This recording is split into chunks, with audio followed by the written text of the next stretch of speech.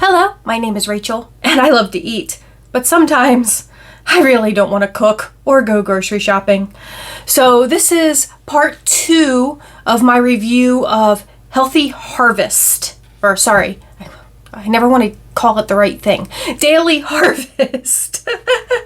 And if you haven't seen part 1, I'll link it somewhere around here for you to go watch part 1 so you can get the introduction to Daily Harvest, and I go over all the pricing details and stuff like that there. But this is part 2. So part 2 is actually me trying the food and reviewing the service overall.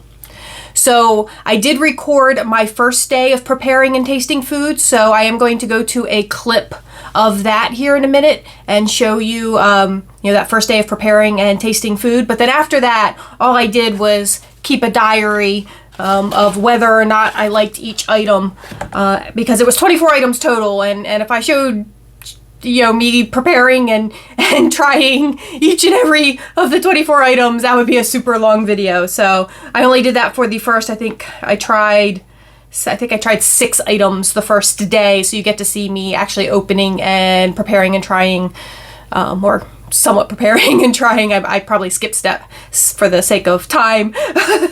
But then I'm going to go over the rest of the items that I did purchase and whether or not I liked them, and then I will give my very final review of the service overall. So let's go to that. Let's go to those clips of me preparing and trying food, and then we'll come back and talk about the rest of it. So it's day 1 of trying my Healthy Harvest or Daily Harvest foods. I'm going to start with this cold brew and cacao coffee smoothie. That whole waking up in the middle of the day to get the package totally messed up my sleep schedule. I wound up not being able to fall right back asleep, and then when I did fall back asleep, I slept a lot later than I normally sleep because it's 9 p.m. and I've only been up for maybe half hour or something like that. That's just what happens. It's my night off, so it's okay that I slept that late, because normally I would be getting ready to log into work around 9 p.m. But I've got my Vitamix out and ready to go. This thing is really old. It's definitely seen better days. It needs some replacement parts. Occasionally leaks a little bit out of the carafe, but it still works. The engine is still powerful. Let's open this up. And this is what it looks like on top. Dump all that in here. There we go. And I'm using, of course, their almond milk. So that will be 2 of these pods. And 1 cup of water equals milk. How do I get into these pods? Knife.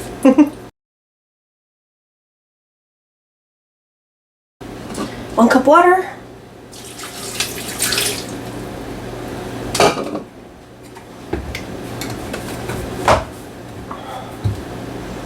And I'm gonna mix this up. I'll be right back. It appears to all be blended. And I'm gonna pour it back in my cup. I have to clean that here shortly. And then the lids have a little place to shove a straw. See if I can shove my straw down in there.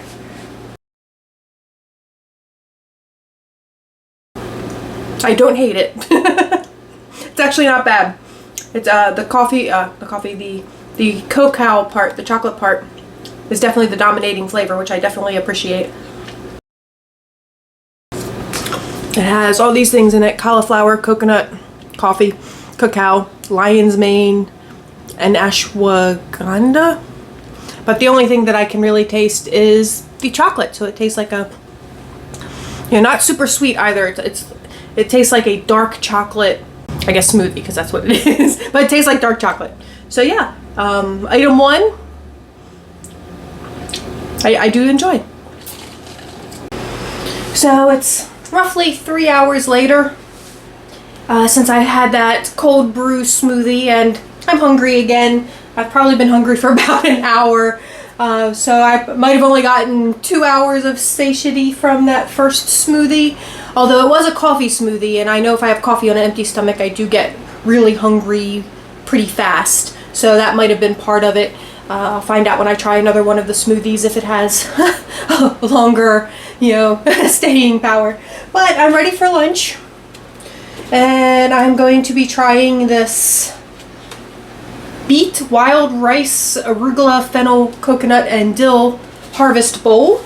And you can microwave these, but I'm actually going to cook mine up in a pan. I just feel like the rice bowl would just taste better cooked in a pan. I could be wrong. Microwave might be fine. But yeah, I'm just going to throw it in the pan and heat it up that way. So I'm going to go cook this and I'll come back. Oh, before I do that, let me show you what it looks like before I cook it. So here's what it looks like before I cook it.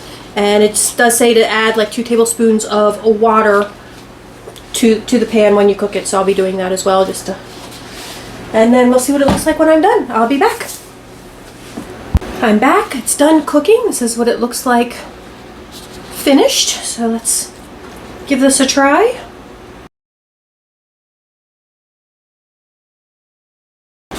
If you like beets, I think this is pretty tasty. It's very creamy. I can definitely taste the dill in it. So yeah, my second dish I think I enjoy as well. So I'm back and I just finished my beet and rice bowl. And you guys know I've been dying to try the ice creams. So I thought I'd have a little bit of this ice cream for dessert.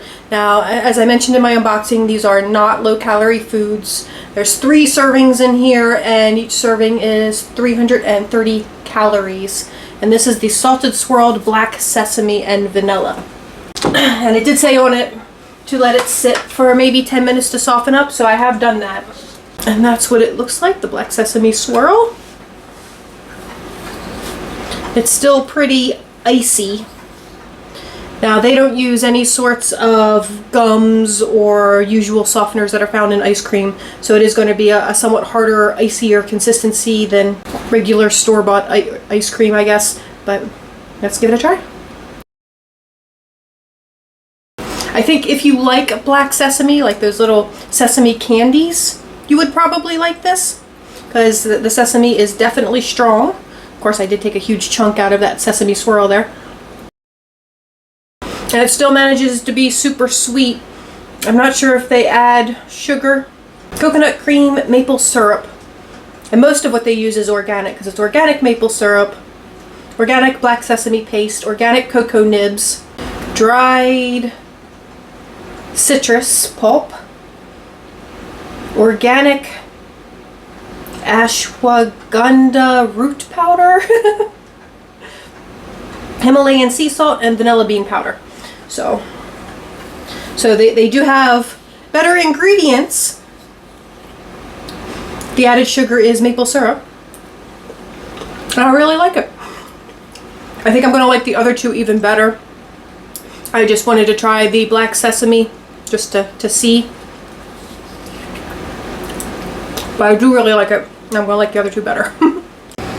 Okay, so it's been 3.5 hours and I am hungry yet again. So I seem to be getting roughly 3 hours out of each item that I've eaten so far. I am going to, for dinner, be trying this kombucha and sage cauliflower flatbread. If it'll fit in my air fryer, I am going to bake it in the air fryer. If not, I'm going to throw it in the oven. And let's see, does it even... Where are my instructions? 450 degrees for 20 to 25 minutes in the oven. If it'll fit in the air fryer, it'll probably only take 10 to 15 minutes. But I'm going to go do that, and then we'll come back and try it. So it did fit into the air fryer, so I did cook it for, I believe, 12 minutes, and it does seem to be ready. And when it says cauliflower flatbread, what I think they mean by that is the actual flatbread itself is made from cauliflower. So let's take a taste. And again, this is the kombucha and sage.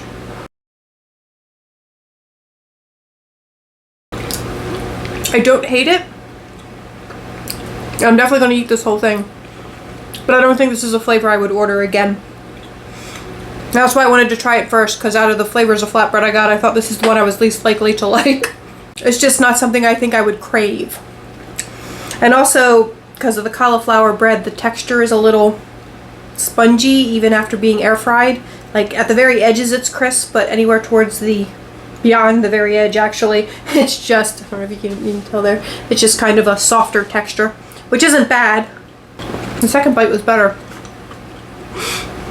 I've noticed that with a few of these things though, the more I eat them, the more I like them. But yeah, okay. I'm not sad, I'm gonna go eat this. I finished the flatbread and it was pretty good. Like I said, it's not something I would necessarily crave and order again, but I certainly didn't mind eating it. And earlier when I tried that first ice cream, I made sure I did not eat a full serving so that I could try a second ice cream after dinner. But that's what it looks like. There we go. And let's give it a try. Oh, I forgot to tell you, this is the sticky sweet salted caramel. it's good. Like, I can taste the coconut milk heavier in this one, so it definitely has a coconut flavor, and it's the same as the other one where it's sweetened with maple syrup. This one also has sweet potato puree, again that dried citrus pulp, organic reishi mushroom powder, sea salt, and vanilla bean. Honestly, after I try all these different food services I want to try and review, I might come back to Daily Harvest just to order their ice creams. I mean, he says it's not a low-calorie food, but it does seem to have healthier ingredients. They don't have anything artificial. No, because I bought coconut milk ice cream at the grocery store, but it always has like the gar gums and stuff in it for texture. I don't know.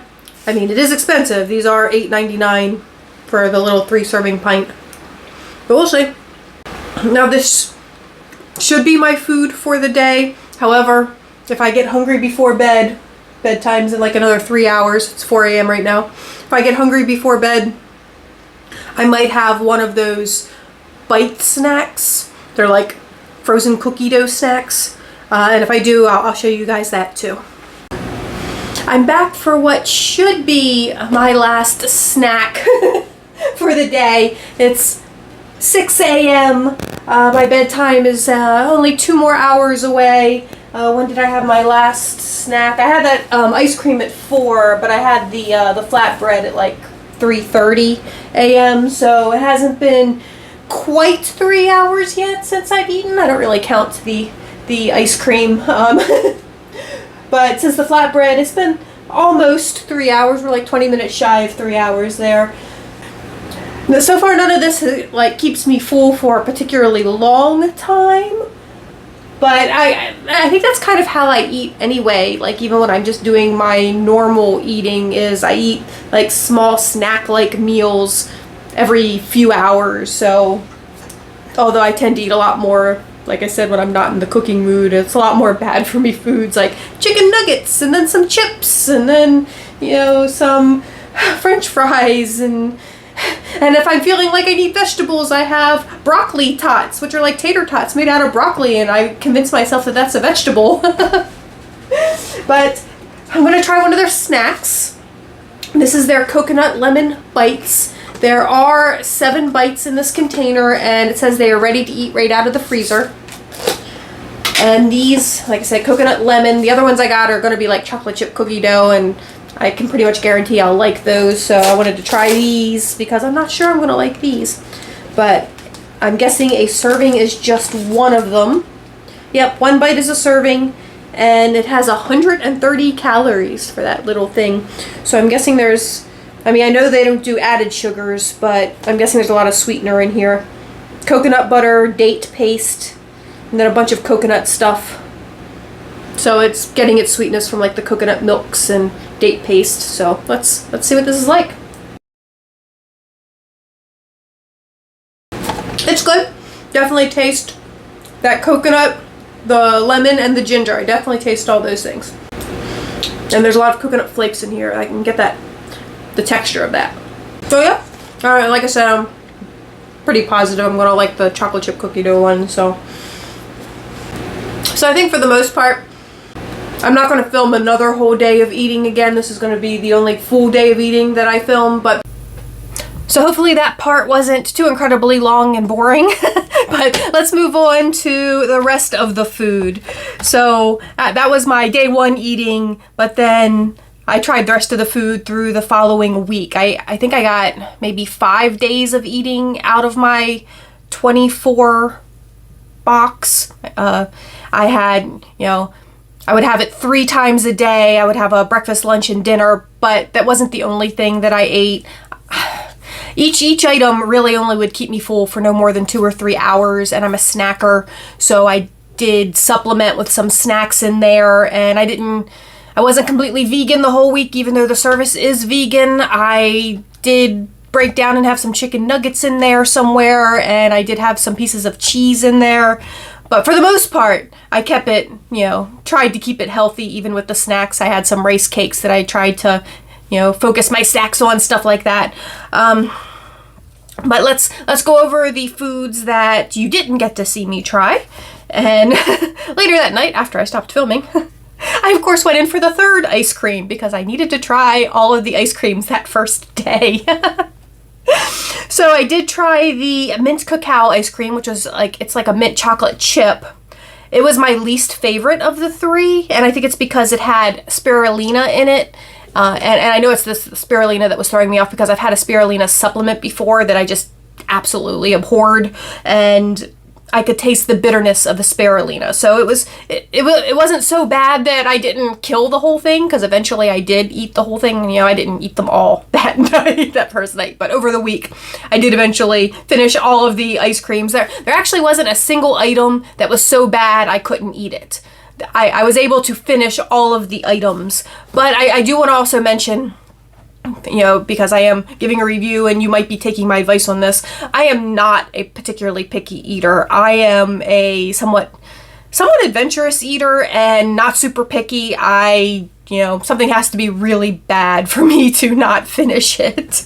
I've occasionally made those things. I've occasionally oversalted stuff and things like that, and I've occasionally had dishes from restaurants that just did not agree with my palate at all. But for the most part, I'm usually a really laid back and easy to please eater. But let me go over these items and get back to going over these items.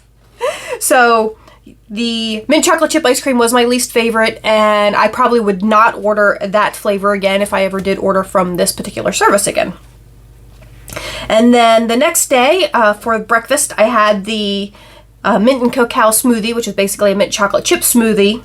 Oh, I guess I should be mentioning calories. I'll put the things that I had prepared. I'll put the calories up on the screen for you so you know what each item's calorie count was. And the mint and cacao smoothie did have a calorie count of 240 calories. And I felt that the mint and chocolate part was super subtle. Like, their description was a mint chocolate chip milkshake. But no, it tasted like a banana milkshake with a hint of mint and chocolate. So, wasn't my favorite. I'm not a huge fan of bananas. I don't hate them, and I will eat things with banana. But it's not necessarily something that I seek out. So that the fact that it tasted mostly of banana, I probably would not order that particular smoothie again. And like I said, each of these items only kept me full for anywhere from 2 to 3 hours. Nothing kept me full for a long time. So I even put the times here, and each time frame does look like each item only lasted me, like I said, about 2 to 3 hours. But for lunch, actually I had one of the lattes that day before the lunch. So I did try one of those lattes, which has 100 calories. And I did like the latte. It had a nice chocolatey taste, and I didn't think it was overly sweet. But I read the ingredients, and the latte doesn't have coffee in it. It was just like I guess it could be a hot chocolate because you could prepare it hot. But both times I had it, I prepared it cold in the blender with ice, and it just tasted like a kind of chocolatey milk-like thing. And of course, I did make all the smoothies with their almond milk, which were those little frozen thingies, and then you added a cup of water. Okay, and then for lunch that day, I had the kale and camelata harvest bowl, and I did microwave it, and it tasted okay, but it was a bit bland, and I don't think I would buy that again. And I don't know if it was because I microwaved it, because I feel like the ones that I cooked in the pan did taste a little bit better than the ones I microwaved, but just from that one testing, I would not buy that particular harvest bowl again. And then for dinner, I had the pear and arugula flatbread. Oh, and the kale and camelata bowl had 340 calories. The pear and arugula flatbread had 450 calories. And again, it tasted okay. It was bland. I probably wouldn't buy again. I enjoyed the flatbread from the first day that you actually saw me prepare and taste the most out of all of the, I think I got 4 flatbreads, maybe 5 flatbreads. That first day's flatbread was the one I enjoyed the most. Even cooked in my air fryer, because the flatbreads aren't bread, they're made from vegetable. Like one was a broccoli flatbread, one was a sweet potato flatbread, one was a cauliflower flatbread. They never would get crispy, like the very edges would get crispy, but anywhere towards the center, even though it was cooked all the way through and some of the toppings were even burnt a little, the bread part of it never really got crispy, and I think that would throw me off texture wise. And they were also just, I guess, bland to me. I tried the cocoa nib and vanilla bite, and those were those little like cookie dough snack bites, and they have 100 calories each. You get 7 in a cup, and each one has the 100 calories, and it tasted pretty good. It was like chocolate and coconut, so I didn't hate them, and I might order those again if I ever order again, although I think I liked the lemon ginger one better. The next morning I had the chai and coconut smoothie, and it had 230 calories, and I really liked that one. And that one did taste like a icy chai yummy tea thing. So I really liked that one, and I would definitely order that smoothie again. I prepared the chocolate and almond chia bowl. That was the only thing that needed time to prepare. You would add your favorite like milk substance to it and let it sit overnight. And I've made those chai pudding bowls before, just at home with ingredients like powdered peanut butter and chocolate and stuff.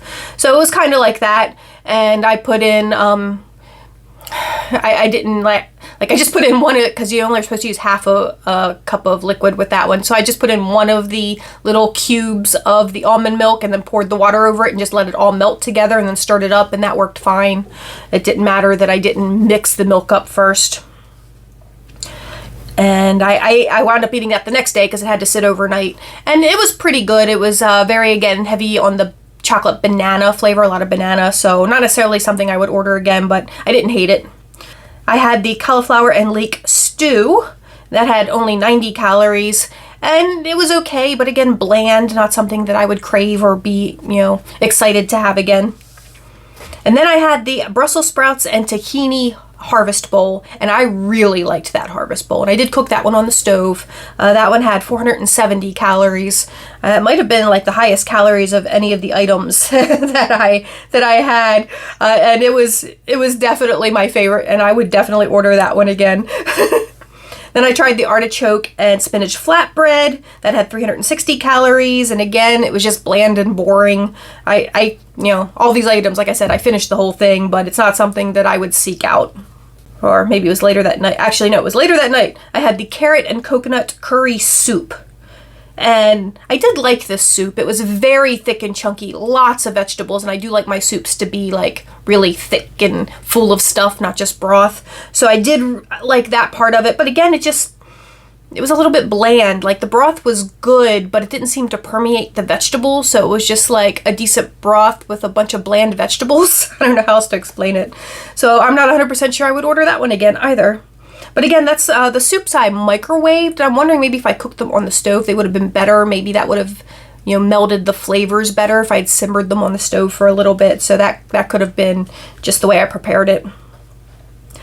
And then I had the coconut and avocado smoothie. And it had, this had the most calories. This had 570 calories in it. And not coconut, it was cacao and avocado smoothie. And it was okay. It was, again, just a little bland. The texture was super thick, almost like a pudding. But it wasn't my favorite. I probably would not have ordered that one again. And then I had the cremini and miso oat forager bowl. And it wasn't actually like an oatmeal bowl. It was just like some sort of grain. I guess it said cracked oats, but it wasn't like an oatmeal. It was something I microwaved, and it was just very bland, not very exciting, but it was filling. That one was filling, even though the forager bowl was like half the size of their harvest bowls. That one was pretty filling. I had the carrot and cinnamon smoothie, and I really liked the carrot and cinnamon smoothie. Like they described it as tasting like carrot cake, and it actually really did taste like carrot cake. That one was delicious, and I would definitely order that one again. I had the sweet potato and wild rice hash, and I did cook that on the stove, and I thought it was pretty tasty. It had like I want to say like a Southwestern flavor, almost burrito bowlish, and that had 340 calories. Oh, the carrot and cinnamon had 310 calories. But the sweet potato and wild rice had 340 calories, and like I said, it was super tasty, kind of like a burrito bowl. I would order that one again. And then the final item, it's the 23rd item, because my 24th item in my box was that almond milk. But the final item was the kale and sweet potato flatbread, and again, I just wasn't a fan of their flatbreads. It just didn't do much for me. That one, I remember correctly, that one also had a bunch of like red cabbage on top, and my kitchen smelled like cooked cabbage for like hours after making it, and it was just again bland. Just didn't excite me at all. And then of course the 24th item was the almond milk, those little frozen things that you add, and everything I made with those I thought it tasted really good, so I did like their almond milk, but it was really expensive. It was like $9 for it was $8, $7.99 for 8 servings. Like I get the container of unsweetened vanilla almond milk for, I think I was just at Lidl today, and I think it was like $2.38, and that's definitely about, I think you'd get at least 8 servings out of that. I'm not sure, because like 8 servings is 8 cups. I don't know, I'd have to do the math on that, but I still feel that was really expensive.